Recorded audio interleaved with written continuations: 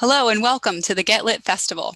I'm Kate Peterson, Director of Get Lit Programs, a nonprofit housed within Eastern Washington University. Get Lit is a week-long celebration of literature traditionally held in Spokane, Washington. This year, all of our events are virtual and virtually all of them are free.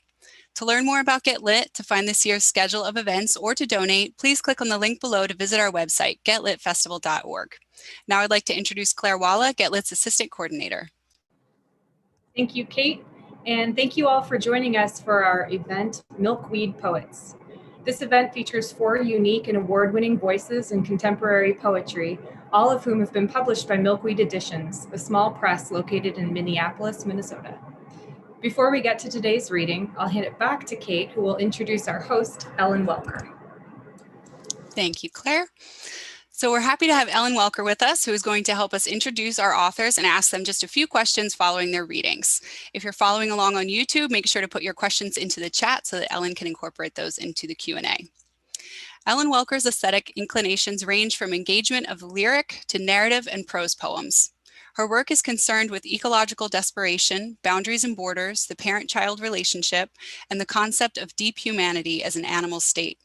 Her books include Ram Hands, The Botanical Garden, and several chapbooks. She collaborates with artists across the spectrum and lives in Spokane, where she works for the Bagley Wright Lecture Series on poetry. Welcome, Ellen.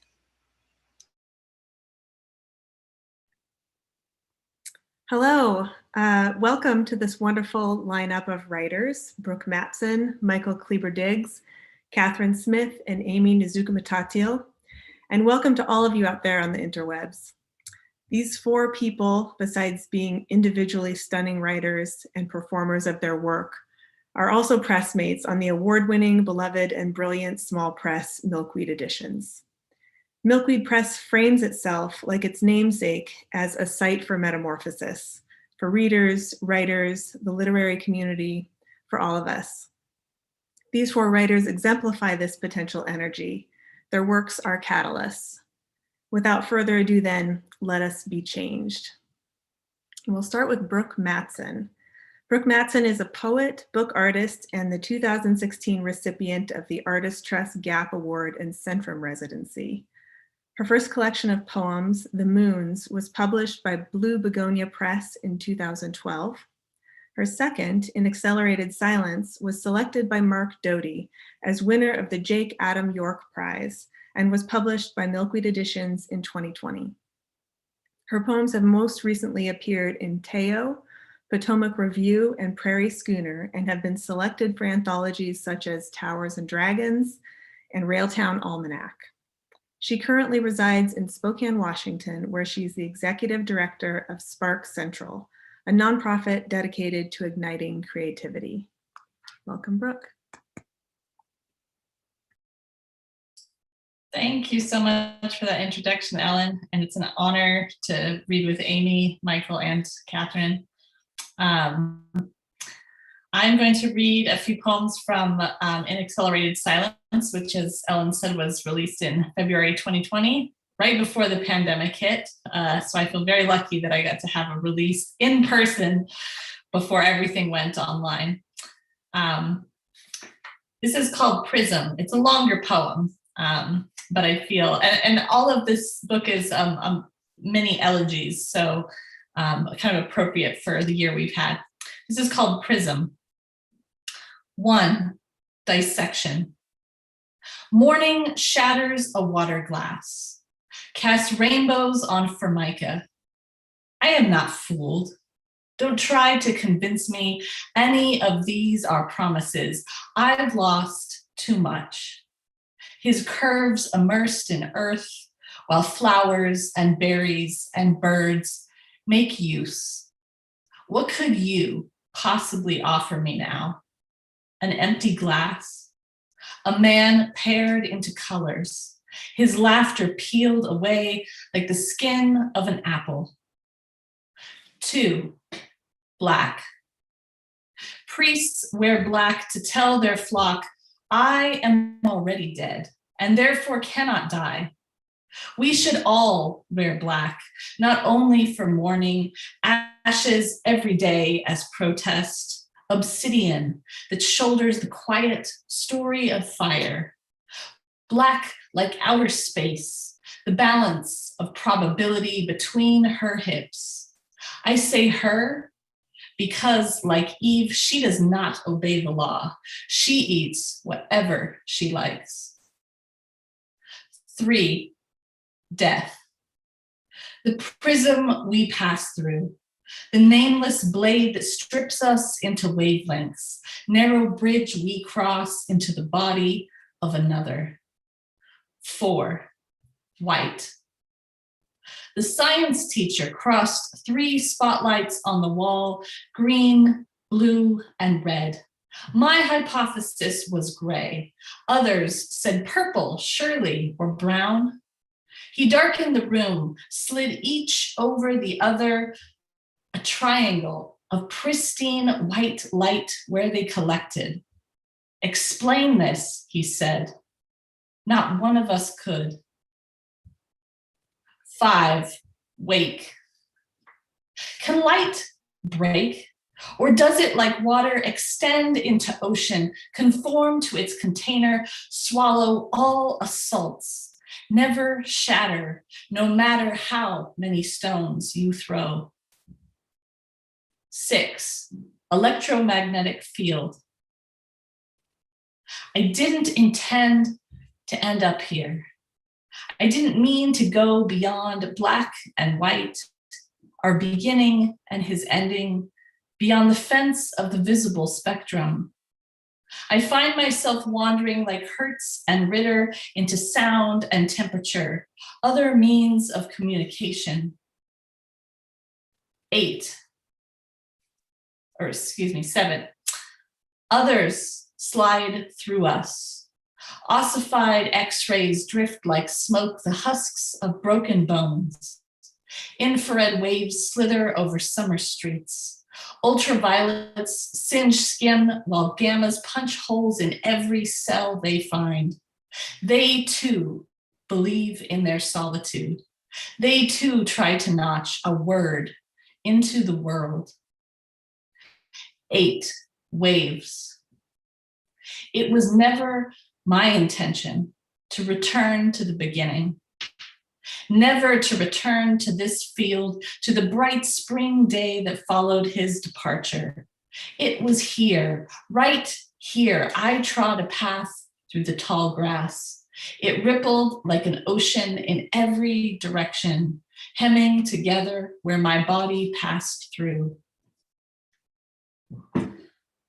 Thank you.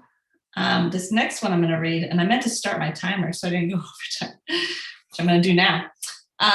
This next one, I don't read very often, but in rereading these, I thought I would try one I don't usually read. This is called Elegy in the Form of Porcelain. Winter is a prism in reverse. Colors reassembling into white snow that illumines the morning, kisses the dark, needles of pine. The season before his death, it crusted the patio like porcelain from plates I split against it. Months later, in my rage, all the delicate flowers arranged in jagged blue and alabaster triangles. A kaleidoscope of edges, fine powder lost between them, the drifting debris of dead stars. What I mean is, I loved the brushstrokes at the corners of his eyes, little hairline fissures. I mean, we are more than our breaks, what cannot be reconstructed from the bang or the plate before, spinning like a galaxy across the porch. There's a lot of pomegranates in this book. So I have a couple pomegranate poems. Well, actually, I'll read one more. This one is called How to Eat a Pomegranate, and it was modeled after a poem I read in Calyx literary journal written by Sarah Koenig. And I loved her structure. I thought it was very original. So kudos to Sarah Koenig for this. How to Eat a Pomegranate. Don't think about the consequences. Let the primal need to know fill you with salt. You will carry its tight belly in the pocket of your coat for 3 days.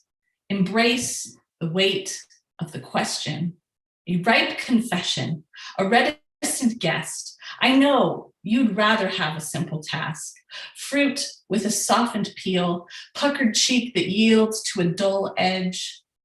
But that's not why you're here. If this is sacrifice, don't dilute the amplitude of the act. One muscled blow will sling your skin with magenta.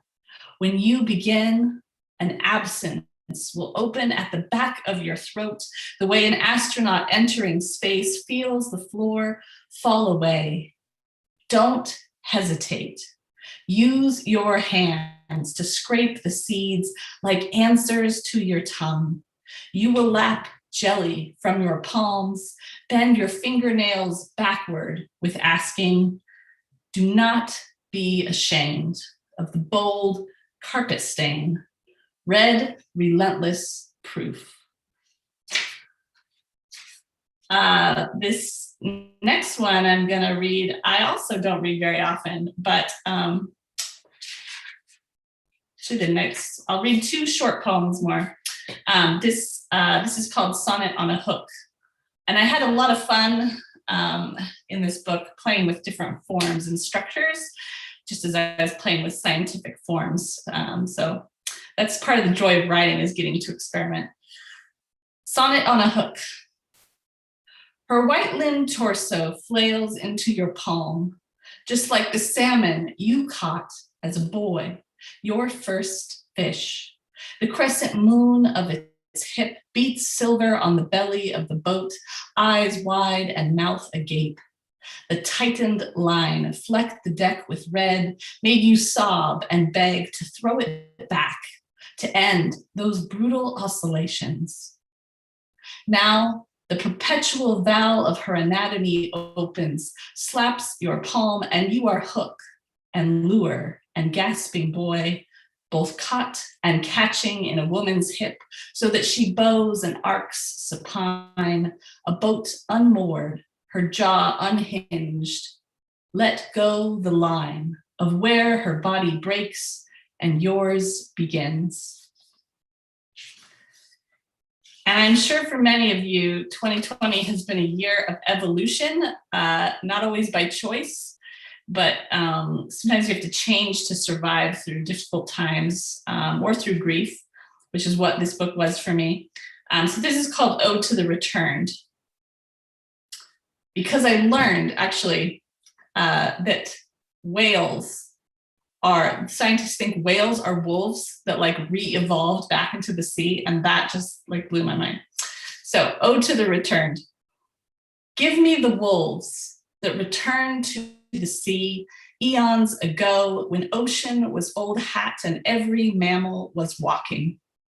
Give me the sledge of their legs into surf, the sheet of salt drawn across matted fur, a lullaby forgotten, the slow erase of an amber iris for a star of obsidian, the algorithm of wind for the gloss of current, claw for fin, fur for skin.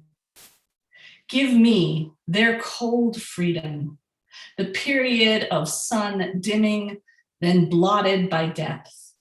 Give me the wide comb of their bellies, throats like sieves, the ocean passing through them, growl, turned to howl, turned to song. Thank you so much.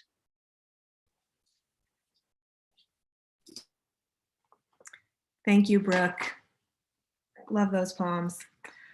Next up, we have Michael Kleber-Diggs. And Michael Kleber-Diggs is a poet, essayist, and literary critic. His debut collection, Worldly Things, won the Max Ritvo Poetry Prize and will be published by Milkweed Editions in June 2021. Michael's writing has appeared or is forthcoming in Poem a Day, Poetry Northwest, Potomac Review, Memorious, Rain Taxi, Lit Hub, McSweeney's, Poetry City, North Dakota Quarterly, Pollen Midwest, Paper Darts, Waterstone Review, Midway Review, and a few anthologies. Michael is a past fellow with the Givens Foundation for African American Literature, a past winner of the Loft Mentor Series in Poetry, and the former Poet Laureate of Anoka County Libraries. His work has been nominated for a Pushcart Prize and Best of the Net. It has also been supported by the Minnesota State Arts Board and the Jerome Foundation. Welcome, Michael. Thank you. Thank you for having me.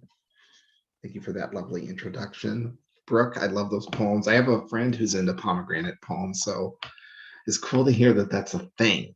Like, that's a genre. I want to celebrate that. Thank you to everyone at Get Lit for welcoming me. I'd love, by the way, the name of the conference. Does it get a lot of do? I figured if we were in person, it might have more boozy associations than it does online, but I'll see what I can do after the reading, just on my own. 2 poems from me, I think, today. I want to make sure also that I'm thoughtful about time. Start my stopwatch here. This is America is Loving Me to Death. America is loving me to death. Loving me to death slowly, and I mainly try not to be disappeared here, knowing she won't pledge even tolerance in return. Dear God, I can't offer allegiance. Right now, 400 years ago, far into the future, it's difficult to ignore or forgive how despised I am and have been in the centuries I've been here. Despised in the design of the flag and in the fealty it demands, lest I be made an example of. In America, there's one winning story, no adaptations. The story imagines a noble, grand progress where we're all united. Like truths are as self-evident as the Declaration states, or like they would be if not for detractors like me. The ranks of vagabonds existing to point out what's rotten in America, insisting her gains come at a cost, reminding her who pays and negating wild notions of exceptionalism, adding ugly facts to God's favorite nation mythology. Look, victors get spoils. I know the memories of the vanquished fade away. I hear the enduring republic erect and proud, asking through ravenous teeth, who do you riot for? Tamir? Sandra? Medgar? George? Brianna? Elijah? Philando? Eric?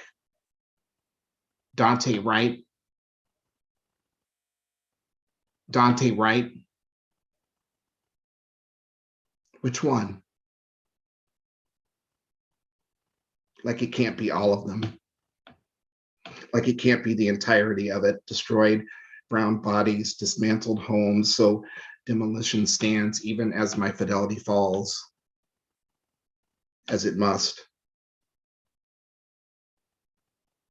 She erases my reason too. Allows one answer to her only loyalty test, yes or no, Michael, do you love this nation?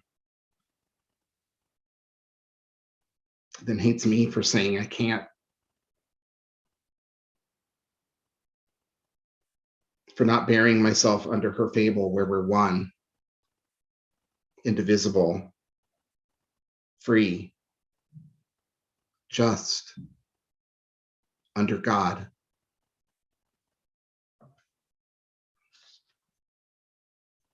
It has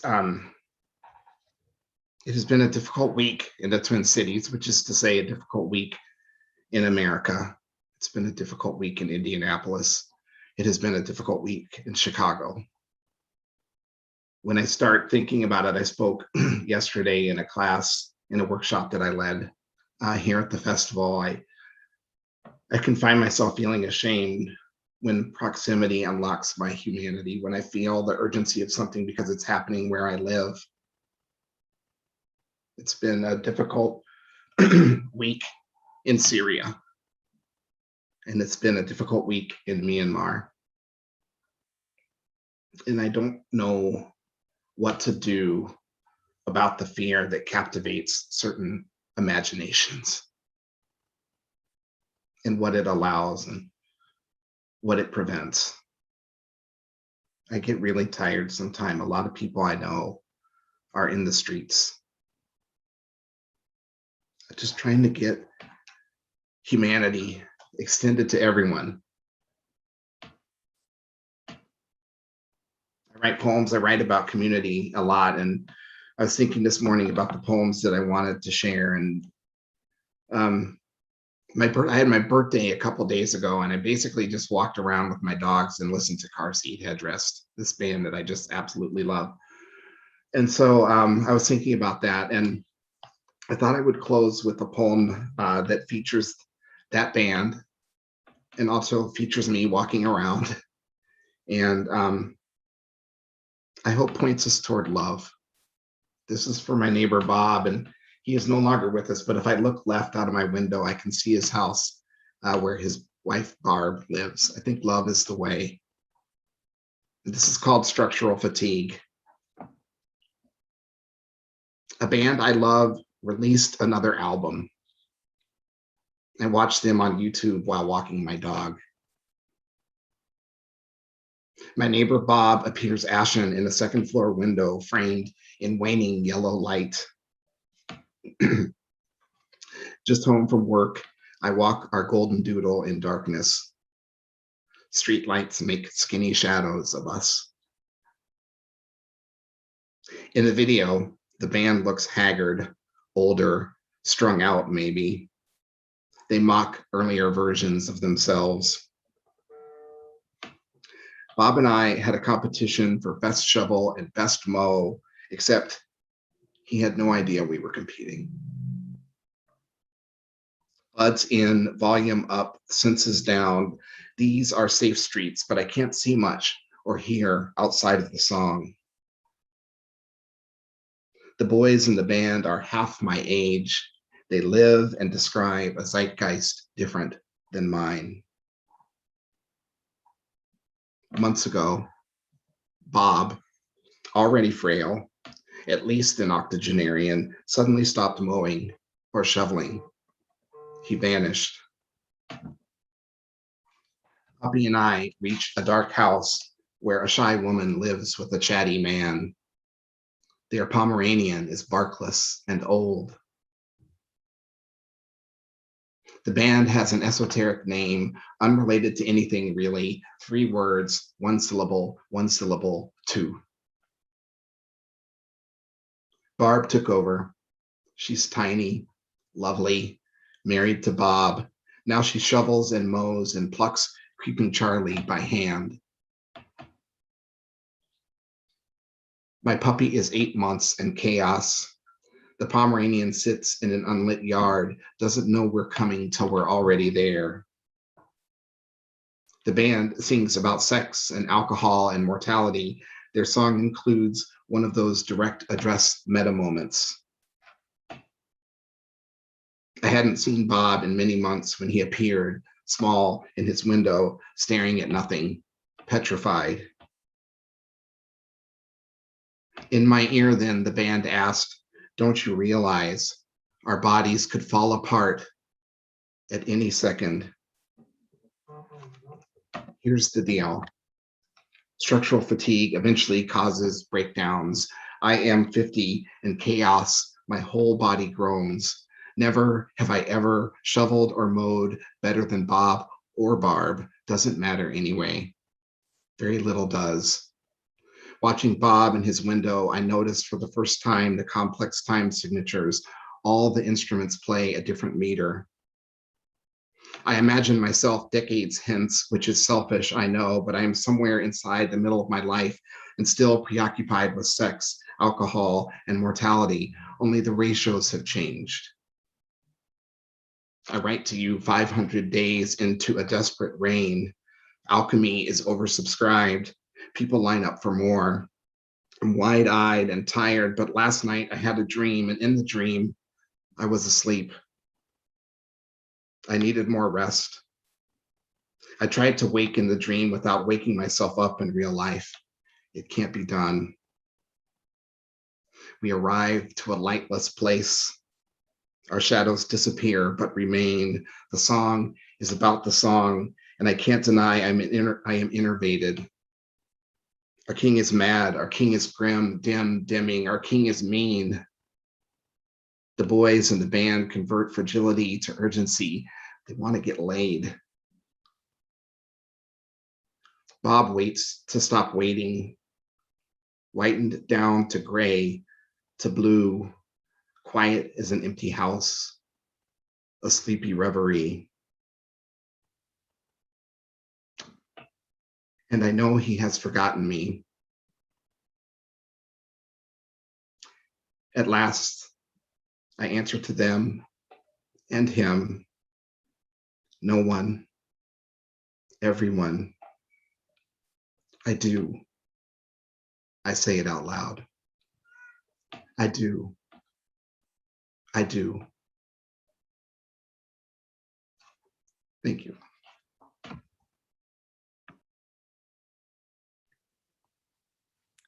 Wow. Thank you, Michael.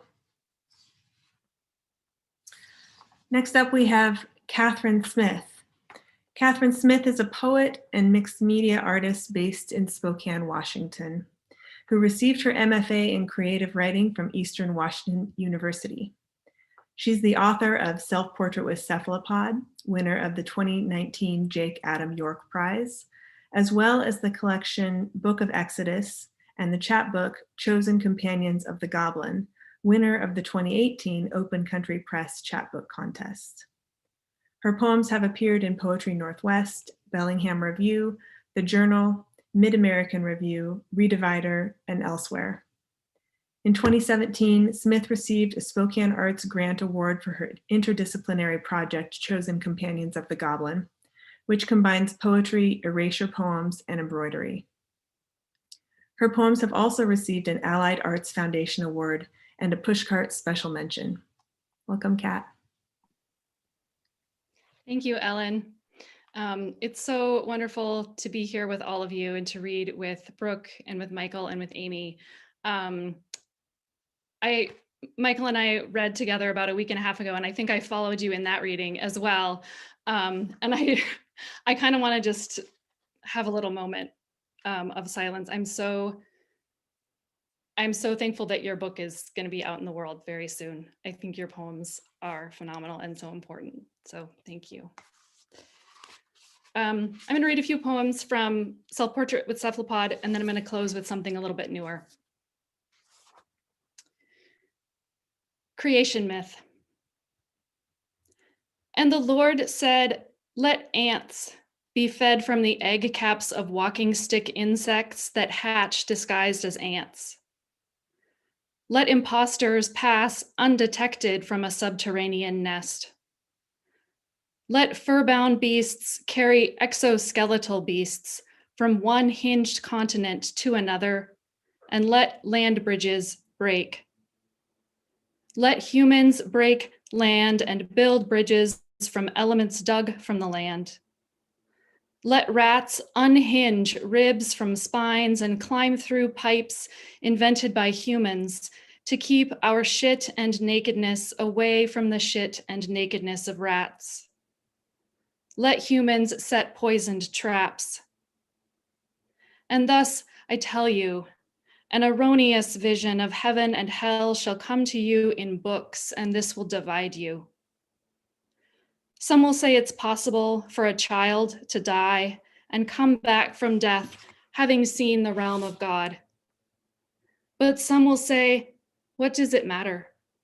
When earth is a lonely chasm where children die unnoticed as we sharpen our knives and whiten our teeth and tighten our skin and implore our screens to refresh.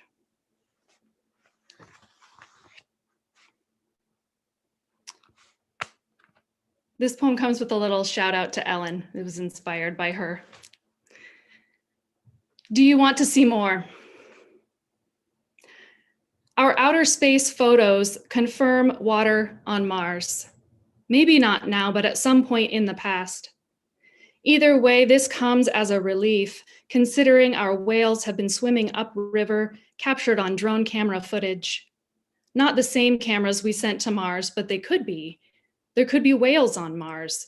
We could send our whales there. Pilot whales, pilotless drones, Mars in relief, a planet of lakes and rivers flowing the whole Martian year.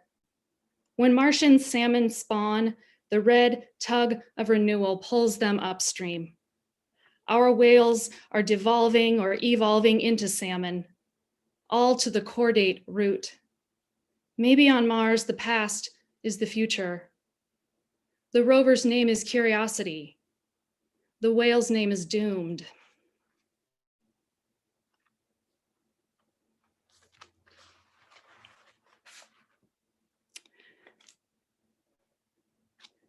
This next one is one of those poems where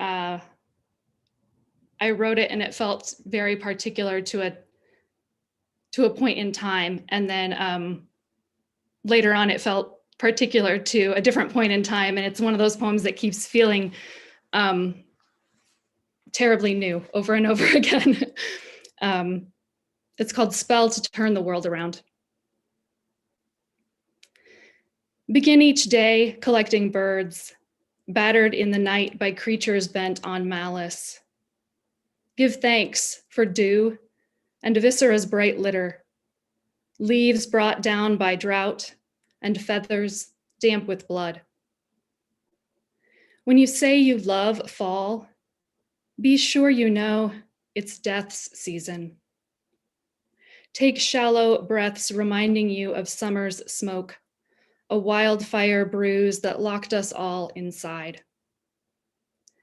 Cling to warm October afternoons as vow to live a waterless winter. Drive cross state to the firefighter's grave and read the poem he memorized at 17, 3 years before flames overtook the vehicle he rode in, trying to reach disaster.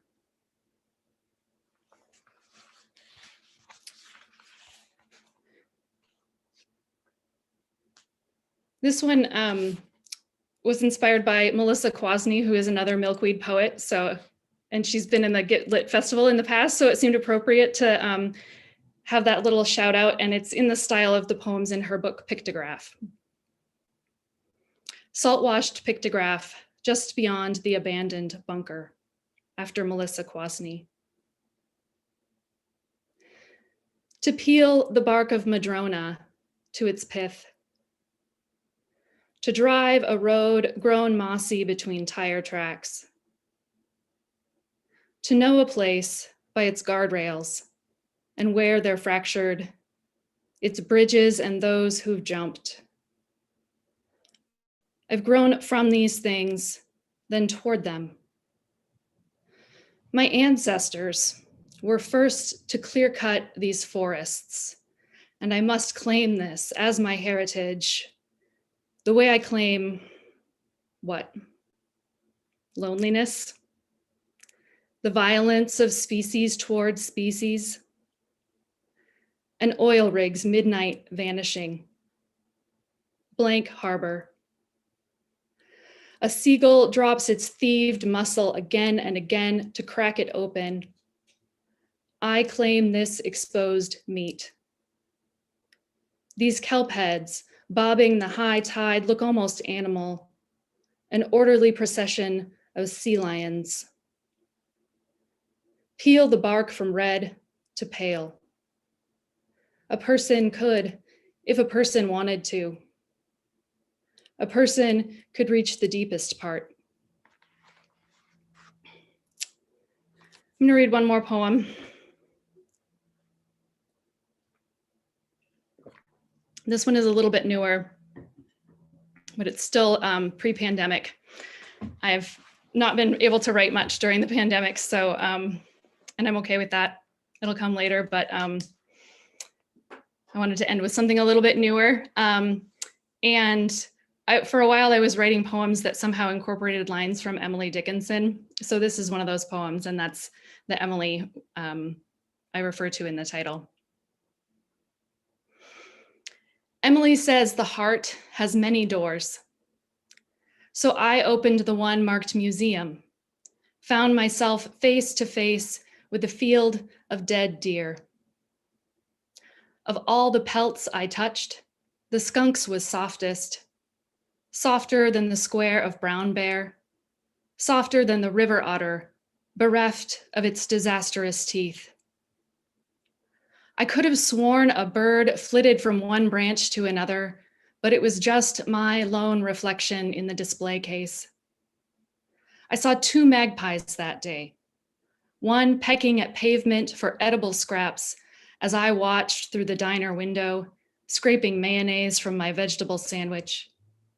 The other perched in an avian tableau. I looked it in the eye, which is what the YouTube videos say to do to avoid attack. If magpies are among the animals that recognize their reflections, would they know their kind through museum glass? The heart has many doors, but few windows. I pressed to the knothole, ears pulsing with white noise buzz. I studied every specimen in that wilderness of preserved beasts, as though I've never crouched on a trail, arms flung to protect my head from a puffed grouse protecting her chicks. I looked at every dangerous thing in the teeth. The wolverine, the cougar, the bear so like the one that once rose to meet me at the edge of a river. It was so long ago, I had almost forgotten how every door in my heart flew open in that moment. "You're beautiful," I shouted over and over. It's the first time I remember wanting to be alive. Thank you so much.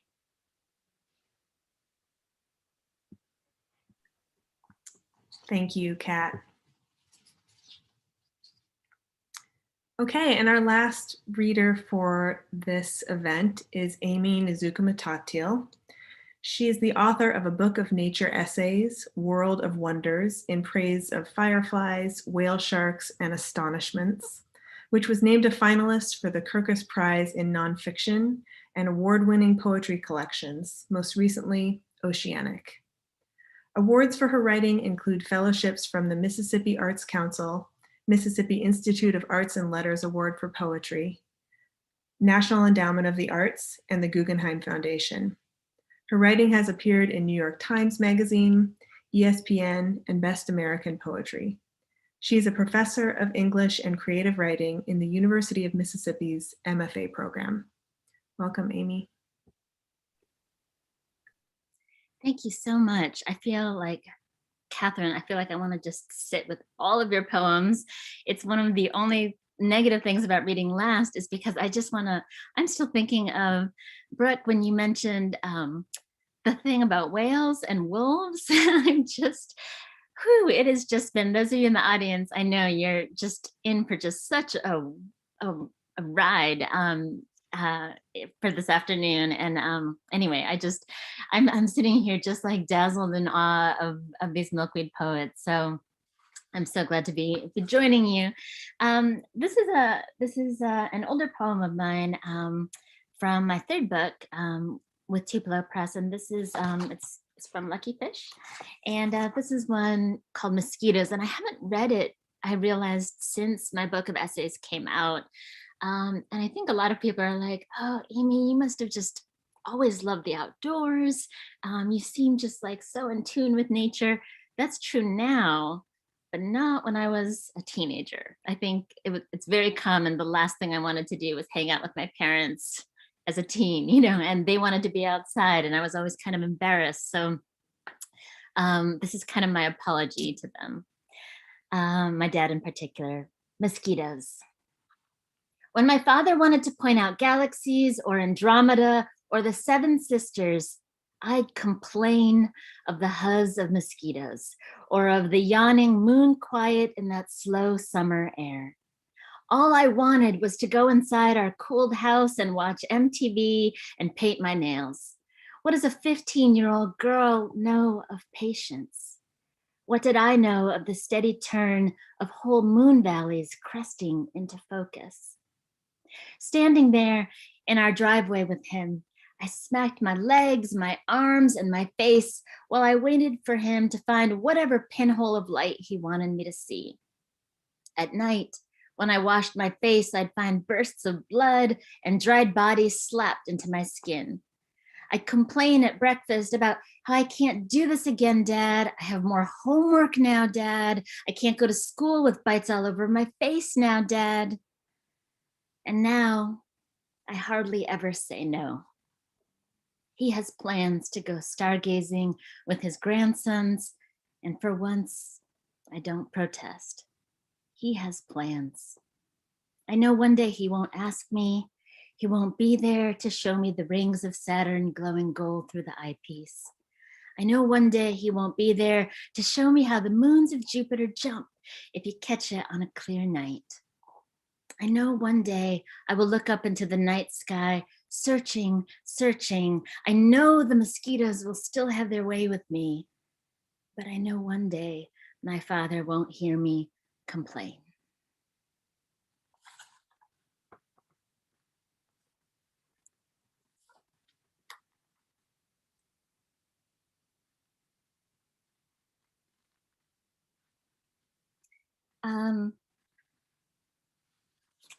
This is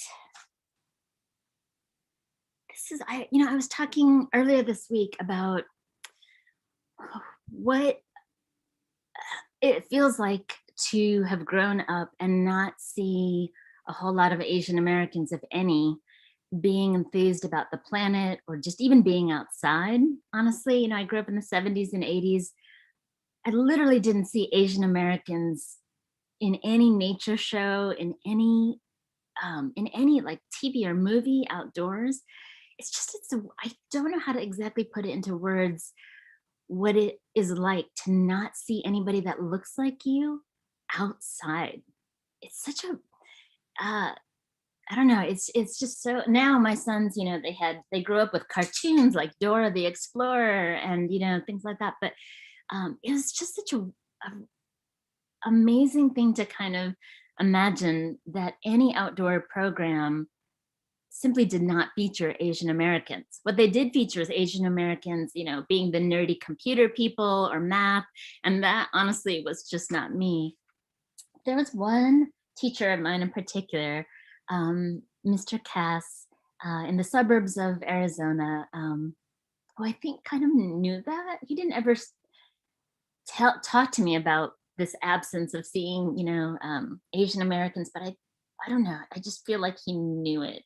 And this is a poem called Mr. Cass and the Crustaceans. Whales the color of milk have washed ashore in Germany, their stomachs clogged full of plastic and car parts.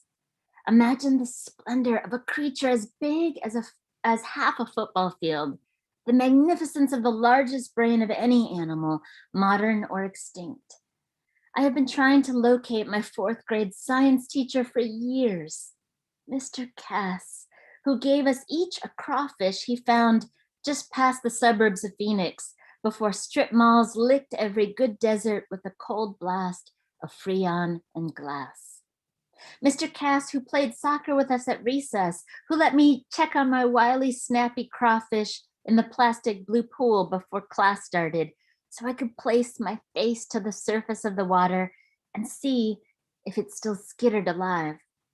I hate to admit how much this meant to me, the only brown girl in the classroom. How I wish I could tell Mr. Cass that I've never stopped checking the waters, the ponds, the lakes, the sea.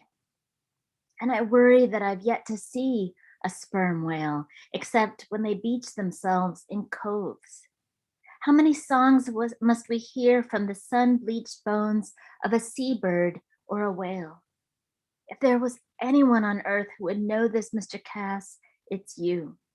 How even bottle caps found inside a baby albatross corpse can make a tiny ribcage whistle when the ocean wind blows through it just right. I know wherever you are, you'd weep if you heard this sad music. I think how you first taught us kids how to listen to water, and I'm grateful for each story in its song. And I'm going to read just one more poem, and then I'm going to cheat a little bit and read a brand new kind of lyric-y, essay-ish thing, kind of in between poetry and essay. And this is called The Body. And this is from my collection, Oceanic. The body. Something poisons the sea stars in the Pacific. They're ripping themselves apart, twisting their arms in gummy knots. The arms just walk away from the body. The pull, what a stroll, until the arms just detach entirely and spill their creamy innards onto the ocean floor. I want to do that with my arms, maybe just my left one, the one that keeps reaching back to your yellow house and those slow summers when we grilled out almost every night. I want to pull off my arm, or maybe just a finger or three, so I don't point to the playground where our blue dog jumped through the rows of swings that still squeak their mild annoyance from each slobbery leap they endured. Maybe I just want to rid myself of knuckles, so I can't knock on the door you now share with another, just so I can see her sweet blank face, so I can laugh and say, sorry, wrong house. Forgive me. I am now nothing but a thumbnail. Yes, that's what I get rid of. My nail now blackened with each thump of a sentence. See how accidentally I brought you up again when I picked up this nail, this hammer?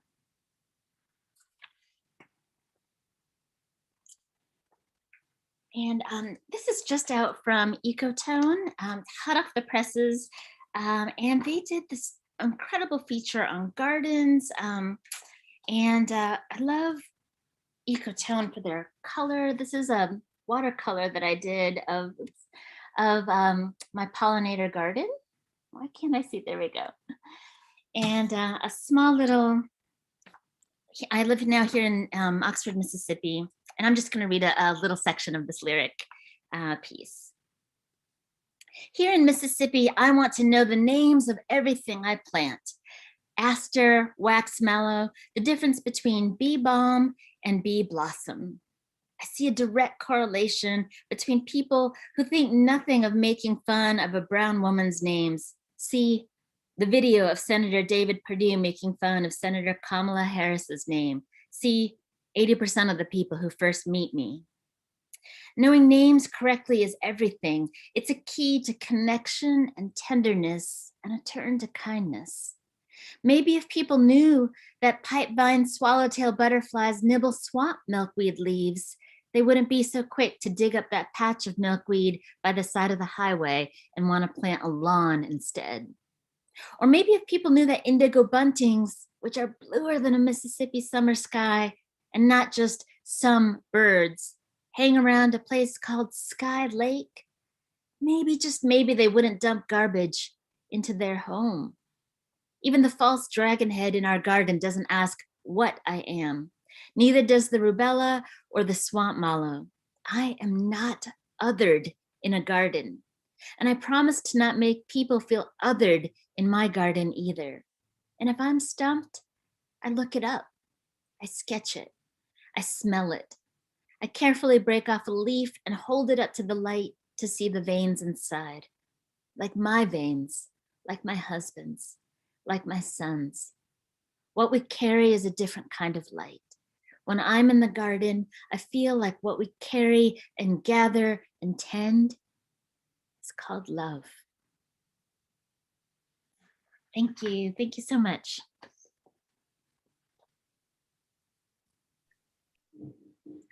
Thank you all so much.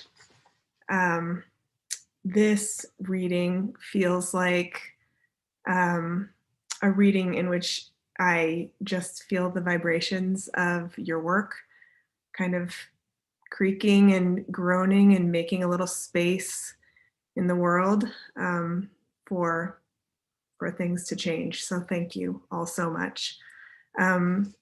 We have a couple of questions that have come in. And I think while we wait and see if we get a few more questions, I'll ask one that I had been thinking about, which is last night during the Creativity and Climate Crisis reading and the conversation afterward, the idea of attention as a starting place for action came up. And I'm curious, as I feel that all of your work contains such a high degree of attentiveness as an aspect, and as Robin Wall Kimmerer said, how we think is how we behave, or changing how we think is a way of changing or leading to changing how we behave. And I'm wondering if you can share a little bit about the relationships between your work on the page and your work in the world. That can be, a question of just now in this moment that we're in, or something more of an evolution over the course of your life as a writer and a person in the world.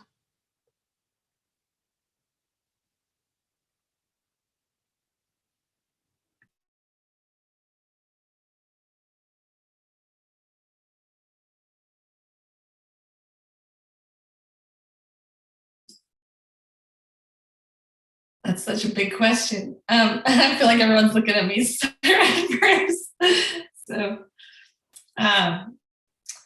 boy, so kind of how we've changed or changed to already. Boy, that's a tricky one for me. I would say I'm continuously changing. But I do think that with this collection in particular, in Accelerated Silence, I started out writing as kind of, and I think some writers do this as to sort of expunge my own thoughts and feelings as a release, as sort of a way of grieving privately, and started out just sort of word vomit. And I think through that, I've discovered again, the joy of language and the joy of actually writing and playing and being playful on the page, which sounds very strange when you're talking about like grief but I think almost it's almost like getting a massage, when they start pushing a deep tissue massage, they start pushing on the muscles and it hurts very badly because everything's sore and stiff and painful. And then the more they work, the more wonderful you feel. And so I think as I moved through writing, I guess what I'd call page vomit, and began shaping that and playing with it, it became very joyful. And actually, I loved the last few months of writing that book. It was such a joy and such a sad thing when it was over, because it was, I think every writer loves words. And, when you I think for me, I rediscovered that. Whereas there was a point at which I thought I will never really write with joy again. And of course, that's never true. You always find it again, even if it takes a while. So, to Kat's point, some of us have taken a little break during COVID, but, some of us haven't. But, either way, it's right. You find your way through. I'll follow just kind of as a way to go in reading order, if that works. I will say, in response to the questions in the chat, I almost never write fiction. Whenever I try it, I feel like a stranger in a strange land. I hold out hope that someday that won't be the case. And then I'd also like to say that the past year in Minnesota with the pandemic, which is a global event, with the murder of George Floyd, which feels very specific here, with the uprising, which kind of raged on and had a dramatic impact on the cities, with accelerationists and agitators driving in and starting trouble and being very menacing and specific in their efforts. I have not seen an effect on my poetry, except to say that when things like that happen, I find myself gravitating toward essaying. I like to have conversations about things that are happening as they happen. And if I look at the poems that I wrote last year, what features most prominently in them is my dogs. I started to work from home, and because that was the case, I was with them when they needed to go outside, and we went outside a lot. And when I was outside with them, I saw things, and those things became the foundation for poems that I would write. And they would be on any number of topics: a broken eggshell, a neighbor that I saw, a fissure, a line that was running across the snow, and the suggestion that something was under there. And that's my way of answering your question, Ellen. My work is rooted in noticing, and the things that I notice are rooted in my experience. And that's a lot of things. I write about being a father a lot. I write about where I live and the things that I see. And I also write about what it's like to navigate America in this moment of time as a Black person, as a Black man, in a patriarchy, as a Black person in a white society, as a big person in a world where small people are favored. So I write about what I notice and what I experience, and that noticing is so connected to my experience that it's also not intentionally, but sometimes a form of activism for me.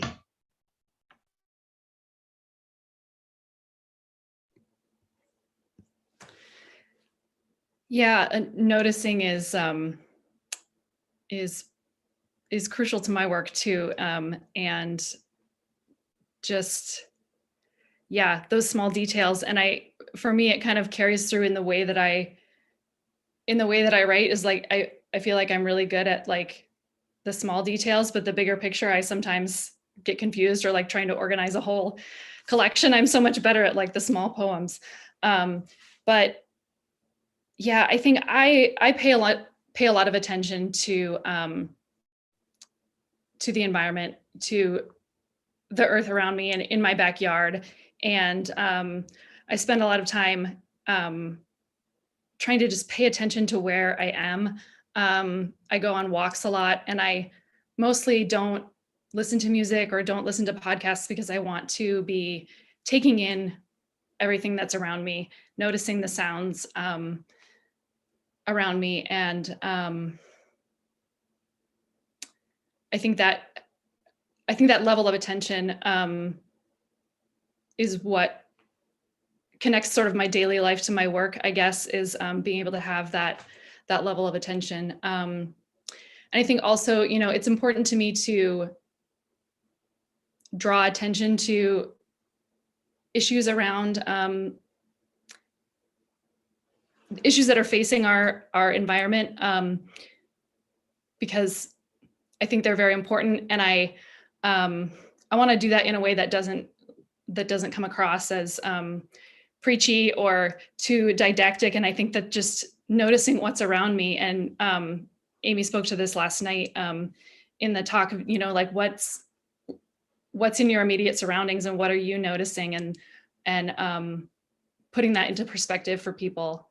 And I do it through poetry because that's what I know how to do. And I think that there are so many different kinds of people in the world who are moved by different things. And some people are moved by images, and some people are moved by words. And so hopefully I can say something that will speak to someone who feels moved by words, that will maybe make someone notice something about the planet they hadn't noticed before, or something about our relationship to our environment that they hadn't noticed before. I love the things that have been said already here. I would just co-sign what everybody has said. I think maybe just one thing to add to that is in the note,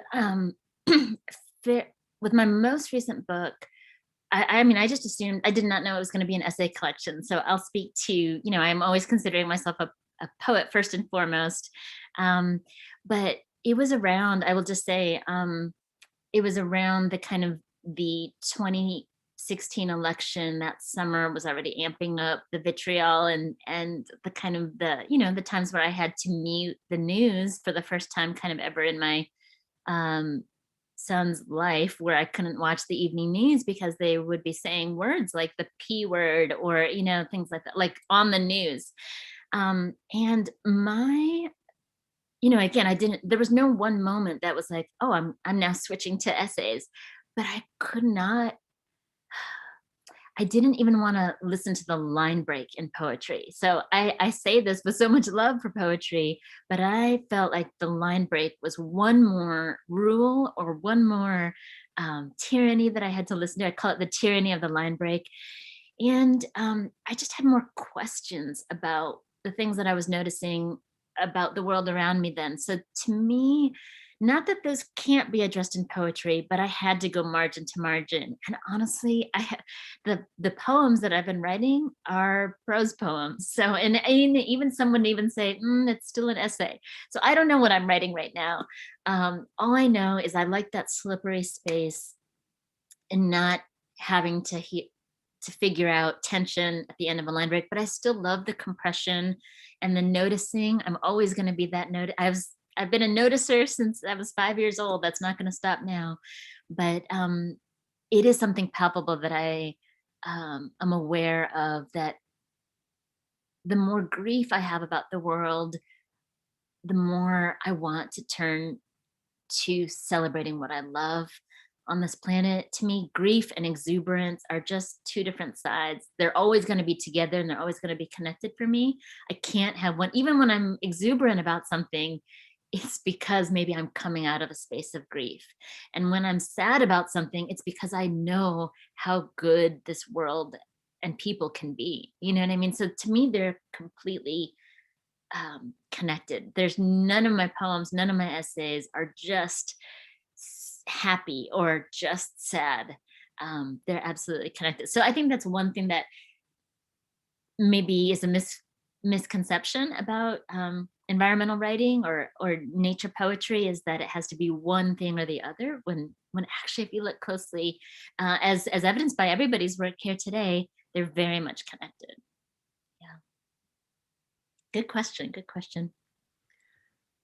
Thank you. And you, Aimee, have given a perfect seg for this question from Carrie Nielsen, who I think this may be the last question because we're running out of time. But if I can ask it to all of you and hear your thoughts, that would be great. She writes, what are the writer's thoughts on writing as a means to work through grief or other strong emotions?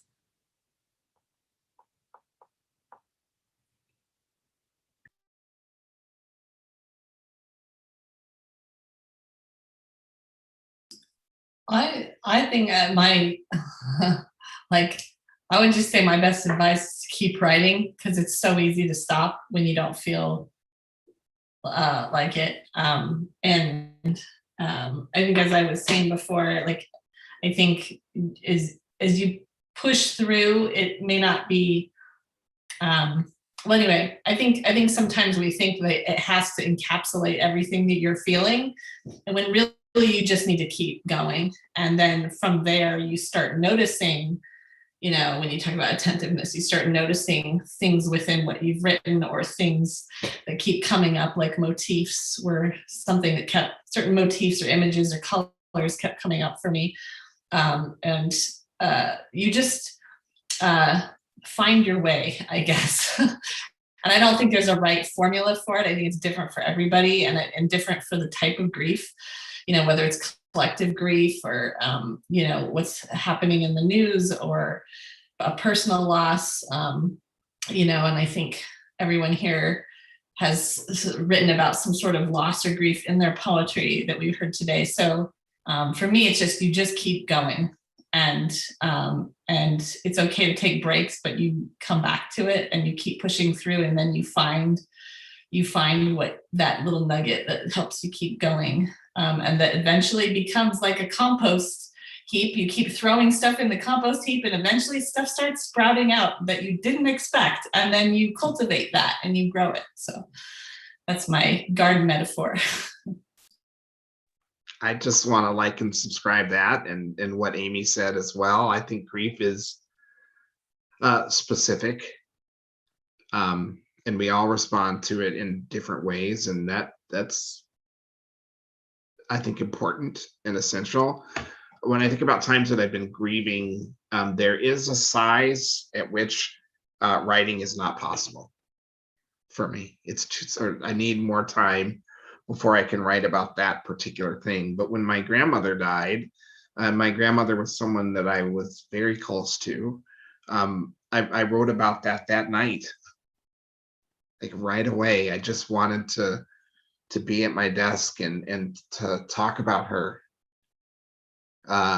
There's a closeness and a size that prevents me from doing it. And you also asked about other strong emotions. So I just want to put in a pitch for what I think may be an underwritten emotion, maybe. I never like to pretend like I know enough to say anything like that in a definitive way, but I was talking to a friend about a month ago, and we were thinking, you know what we need is an anger anthology, like where we just like where we just have a place to process anger and to consider anger and contemplate it and spin it around and do that type of thing. Because I think, and I think for particularly for me, where I think about Barack Obama, not in a monomaniacal way, but just like expressions of anger from people of color are not often well received or understood or given space. So anger is one that I think about. But with respect to grief, I think that it can be helpful, and it can also be too soon.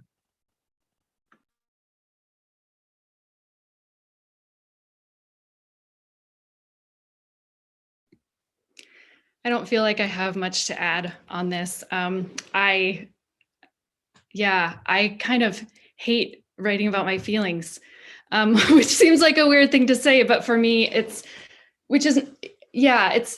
for me, writing poetry is a specific sort of thing. And so if I'm going to be writing to process emotions, I'm not writing poetry, which isn't to say that you can't use writing as a tool to process those things. But for me, it just ends up being something different, and I have to be prepared for that.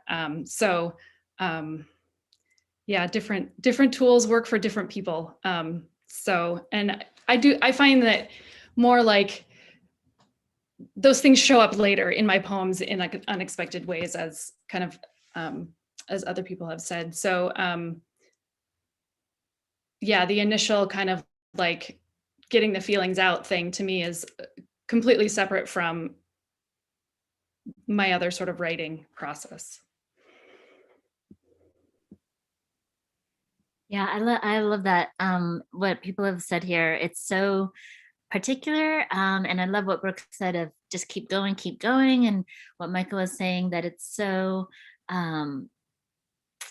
there's different specific responses. Michael, my grandmother died this past summer too, and it was my last living grandmother. And she was in South India, so I couldn't go, and it broke my heart. But what surprised me is I wanted to, when I sat down to my desk, I wanted to celebrate her, and so it was not an elegy by any means what I ended up writing. And you're right, Kathryn, like the thing that I wrote for her ended up being in a food column, or part of it ended up being in a food column about chocolate. But I think she would be tickled about that. And I know she would be. But you're right, Kathryn, before I wrote, like I didn't say I'm going to now write about my grandmother. There was a lot of like what I call journal writing for me, writing where nobody is going to see it, not my husband, nobody. That's very different than writing with revisions in mind and things like that. So I think it's all good. And if you are stuck of like, I don't know how to write through grief, I just shared this with my class earlier this week, or yesterday. Gosh, what is time? Yesterday. That, find a form that you could pour your grief into a vessel and know that it needs to end at some point, because otherwise you can just keep going. Like, for example, if you've never written an abecedarian before, try an abecedarian where you have to literally use the 26 letters of the alphabet you start with what's a sentence or what's a line that starts with the letter A? What's a sentence or a line that starts with the letter B? Knowing that some letters can have more than one line, some letters can just have one word, but you have an endpoint when you get to the letter Z. So having things like that in mind can feel like you'll have an endpoint, so you don't have to sit there with your grief too much, and it feels like you're getting something done. But going back to the original thing, we're also in a global pandemic. So if you're not writing, that's also okay. Like maybe you are making a pie, maybe you are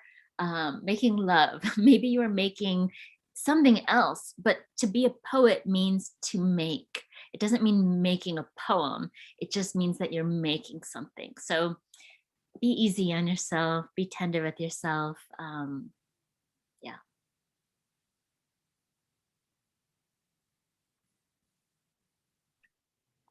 I just want to say thank you one more time to each of you for your work and your continued work. And I'm going to kick it on back to Kate to wrap up the reading. Thank you all so much. Thank you, Ellen. Yes, thank you to all of our readers today, Aimee, Kat, Michael, and Brooke, for such a beautiful afternoon of poetry.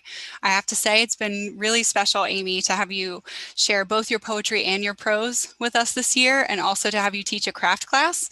I know everyone who was in that class just felt so grateful to be there, myself included. So thank you again. It's really been a thrill to have you with us. And thank you, Ellen, for introducing today's readers and for facilitating that Q&A.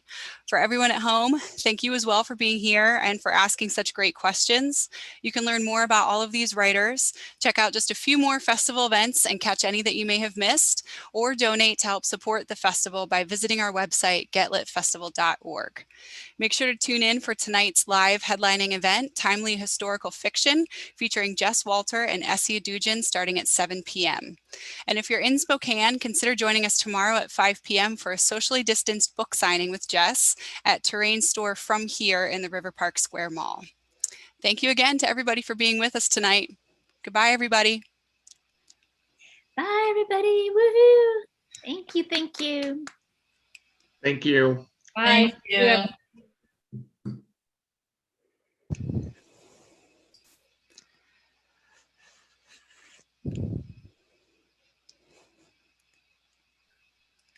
Luke is so great. He's just keeping us all in check. Thank you. All right, we are good. Thank you again.